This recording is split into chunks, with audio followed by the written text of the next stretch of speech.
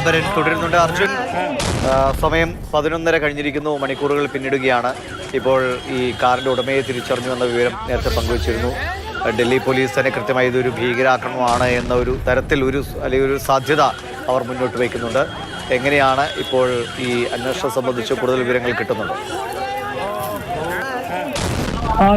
കൂടുതൽ വിവരങ്ങൾ പോലീസ് എടുക്കുന്നുണ്ട് എന്നുള്ള കാര്യം തന്നെയാണ്. അതായത് പ്രധാനമായിട്ടും ഈ കാറിന്റെ സെക്കൻഡ് ഹാൻഡ് ഓണർ, അതായത് ഈ കാറ് ഗുർഗാം സ്വദേശിയുടെയാണ്.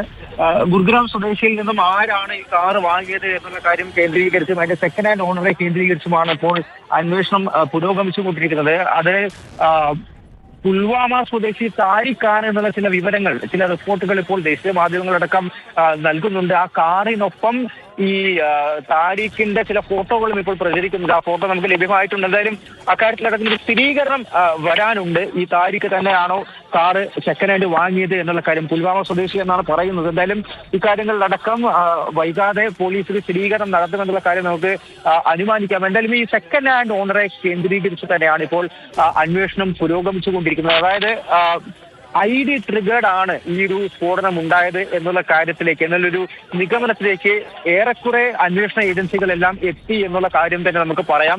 ഇനി അതിലൊരു ഔദ്യോഗിക വിശദീകരണം മാത്രമാണ് ഇനി ലഭിക്കാനായിട്ട് ഉള്ളത്. അന്വേഷണങ്ങളെല്ലാം തന്നെ ആ വഴിക്ക് തന്നെയാണ് നടന്നുകൊണ്ടിരിക്കുന്നത്. അത്രത്തോളം സംഘങ്ങൾ ഇപ്പോൾ ഈ സംഭവ സ്ഥലത്തെത്തി സാമ്പിളുകൾ എടുക്കുന്നുണ്ട്. ഒപ്പം തന്നെ ഈ കാറിന്റെ ഉടമയെ ട്രേസ് ചെയ്തിരുന്നു. ആദ്യത്തെ ഉടമയെ നമുക്ക് പോലീസ് കണ്ടെത്തി, അയാളെ ചോദ്യം ചെയ്തു.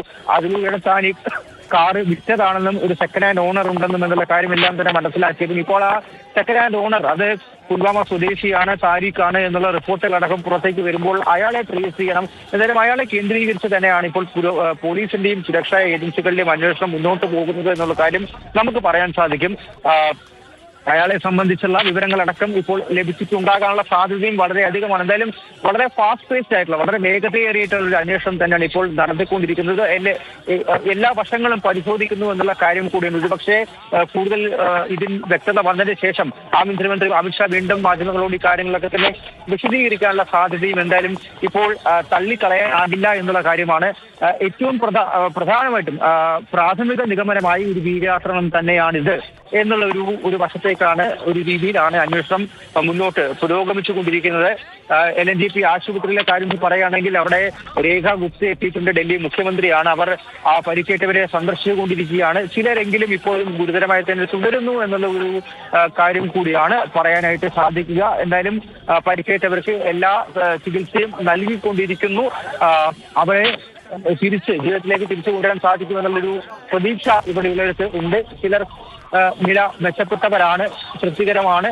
എന്നാൽ 3-4 പേർ ഗുരുതരമായി തന്നെ പൊള്ളൽ ഒക്കെ ഏറ്റ് ഗുരുതരമായ ചികിത്സയിൽ തുടരുന്നു എന്നുള്ളൊരു കാര്യം കൂടിയുണ്ട്. അതുകൊണ്ട് ഒരു പക്ഷേ ഇനിയും മരണനിരക്ക് വർദ്ധിക്കാനുള്ള സാധ്യതയുണ്ട്. അതിനപ്പുറത്തേക്ക് അവശിഷ്ടങ്ങൾ, മൃതദേഹ അവശിഷ്ടങ്ങൾ, അതിന്റെ എല്ലാം കണക്കെടുപ്പ് നടക്കാനുണ്ട്.